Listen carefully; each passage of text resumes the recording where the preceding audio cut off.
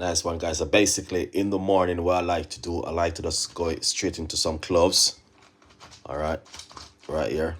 Roughly about a few cloves like this. Put it straight into my cup. I might get a few more into the cup like this. And what I would do, I just pour some hot water on it.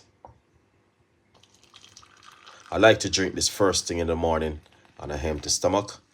All right, so once you do that, then what you want to do, you just want to cover it and leave that for a few minutes. All right, guys, and I will tell you something. Cloves is amazing, and it's something which is very good to drink in the morning on an empty stomach. You don't need to add any honey or any sugar or any sweetener to it. You just want to drink it naturally. And what it helps to do, it helps to cleanse the body and fight against disease also inside the immune system. Cloves is powerful, very good for your toothache. For more tips and more ideas, follow Chef Ricardo. After a few minutes, remove the lid and drink it. Stay tuned.